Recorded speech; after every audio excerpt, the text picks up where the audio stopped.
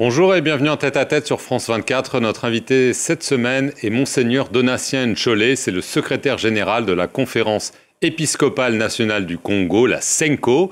Et il est avec nous depuis Nairobi au Kenya, une des étapes d'une tournée des religieux congolais afin de trouver une solution pacifique à la crise qui frappe l'Est du pays. Merci beaucoup d'être avec nous, Monseigneur Ncholet. Je vous en prie. Alors, vous avez rencontré un certain nombre d'acteurs, mais avant de parler de votre mission, je veux d'abord parler de la situation sur le terrain. La guerre au nord Kivu, maintenant au sud Kivu, se poursuit. Est-ce que vous pensez que rien ne l'arrêtera ? Eh bien, écoutez, nous sommes des hommes de foi et d'espérance. Nous croyons que si nous sommes écoutés, que tout le monde s'engage dans la direction que nous souhaitons ramener nos compatriotes, on pourra éviter le pire. Alors, vous êtes, avec cette délégation, vous essayez de forger ce qu'on appelle un pacte social pour la paix et le bien vivre ensemble en RDC et dans les Grands Lacs. Alors, vous avez présenté cette initiative au chef de l'État, Félix Tshisekedi, le 3 février. Alors, vous dites qu'il vous a encouragé, mais il ne s'est pas vraiment exprimé. Est-ce que, oui ou non, il vous a dit « Allez-y, allez voir, même mon opposition, même les rebelles, même mes ennemis ». En tout cas, il a pris suffisamment de temps pour nous écouter. Il a posé quelques questions d'éclaircissement, notamment comment voyons-nous, quel rapport faisons-nous avec ce que nous proposons et ce qui se fait au niveau de la sous-région. Et par rapport à la consultation, à l'implication que nous avons proposée de M23, lui a fait une objection en disant que mais M23 ne sont que des supplétifs du Rwanda. Donc, nous avons dit que ce sont quand même nos compatriotes qui sont là et on ne saura pas avoir la paix sans eux. Et nous n'avons pas non plus espéré la possibilité de voir le président Paul Kagame. Donc, il n'a pas dit non. Donc, on a justifié notre demande et à la fin, il a trouvé que c'était une initiative louable et qu'il appréciait, qu'il accueillait avec beaucoup d'humilité pour reprendre ses mots, ses propres mots. Et puis, il a dit, bon, donnez-moi le temps de m'imprégner de votre feuille de route. Le temps que vous consultiez les autres, on pourra se revoir après plus ou moins 2 semaines. Donc, vous êtes en effet allé voir ceux qu'il considère comme des terroristes avec qui il ne veut pas discuter, le M23. Vous avez vu à Goma Corneille Nangaa, le chef de l'Alliance Fleuve Congo, l'aile politique du M23. Vous avez été accusé très vivement par le parti de Félix Tshisekedi d'amener séditieusement à la table de négociation le M23. Comment ça s'est passé avec les rebelles? Est-ce qu'ils vous ont dit qu'ils étaient prêts à discuter ou est-ce qu'ils veulent aller à Kinshasa, comme Corneille Nangaa l'a dit? À en croire leurs paroles, ils étaient ouverts, ils sont ouverts à l'initiative qu'ils apprécient. Ils ont promis de nous donner formellement leur cahier de charges. Ils nous ont expliqué les raisons pour lesquelles ils ont pris les armes. Et comme je l'ai dit autrefois, et je ne suis pas leur porte-parole pour le dire maintenant, mais bref, ils étaient ouverts. Et avec les conditions qu'ils ont posées, qu'ils mettront par écrit. D'accord. Mais il y a eu aussi évidemment ensuite la rencontre avec Paul Kagame. Vous êtes allé à Kigali voir Paul Kagame quand on sait les rapports orageux entre lui et Félix Tshisekedi. On vous accuse, certains vous accusent au Congo de parler avec le diable, avec l'ennemi. Eh bien, écoutez, n'oubliez pas que nous sommes d'abord des religieux, donc il s'agit des églises qui s'engagent fort de leur foi, qui leur demandent même d'aimer les ennemis. Donc, il faut plutôt combattre ce qui les rend nos ennemis et aimer les ennemis.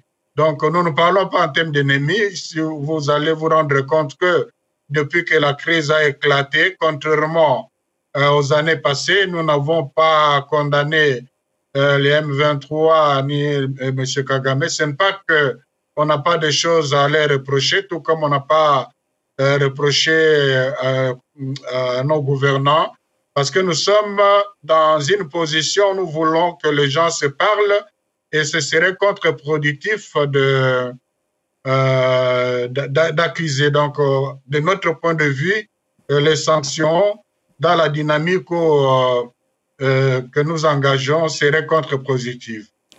Que vous a dit Paul Kagame lors de cet entretien? Ça a duré plus de 2 heures d'après mes informations. Est-ce qu'il vous a dit qu'il était prêt à discuter, prêt à rencontrer Félix Tshisekedi, ou il vous a dit, écoutez, moi, je vais continuer à soutenir les groupes que je soutiens en RDC? Eh bien, l'objet de notre entretien, c'était justement de demander de cesser avec de demander son implication pour qu'on trouve des solutions aux problèmes qui se posent par la voie pacifique.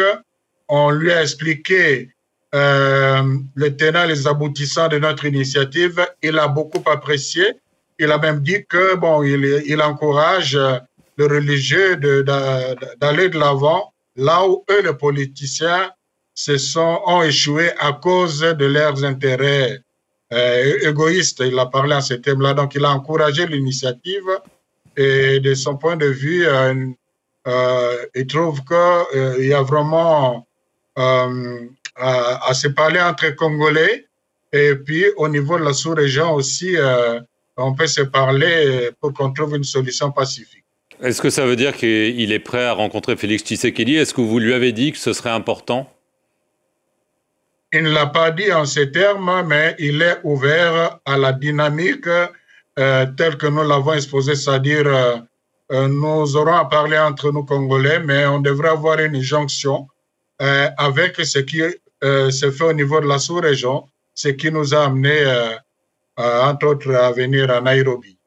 Oui, vous avez donc rencontré le président kényan, William Ruto, qui est à la tête de l'Organisation des États d'Afrique de l'Est, qui a été aussi impliqué dans la situation. Est-ce que lui et d'autres que vous avez rencontrés, ou vous allez plutôt rencontrer, pensent que vous êtes le dernier espoir parce que les solutions diplomatiques traditionnelles ont échoué?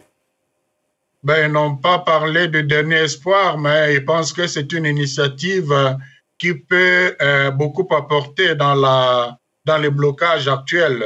Le président Ruto, non seulement il nous a encouragés, mais il a promis son implication pour que ce qui sera sorti comme consensus des Congolais soit aussi porté au niveau de la sous-région.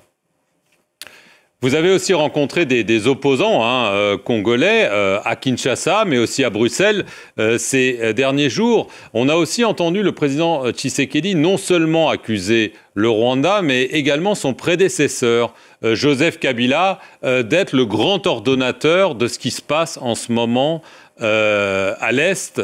Est-ce que dans ce cadre-là, une réconciliation nationale est réellement possible quand on entend ce genre d'accusation? Je crois que les politiciens ont leur façon de faire. Nous, comme religieux, société civile, nous avons aussi notre façon de faire.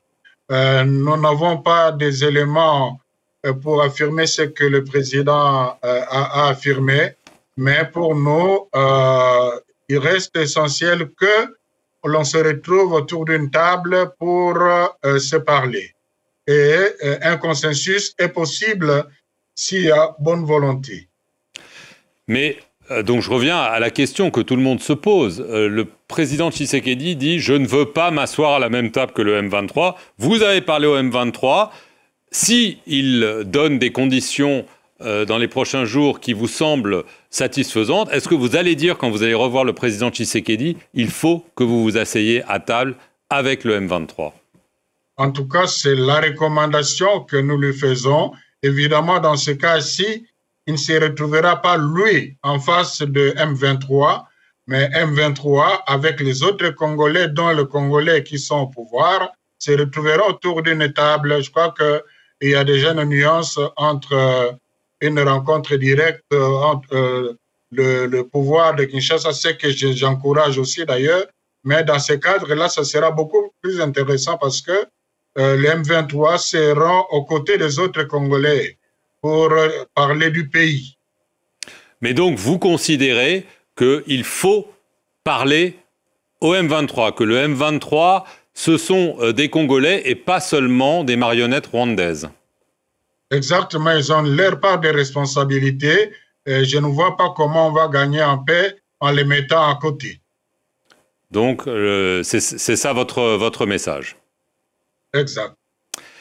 Merci beaucoup, Monseigneur Enchelet, d'avoir répondu aux questions de France 24 et merci à vous d'avoir regardé cette émission sur nos antennes. Je vous en prie.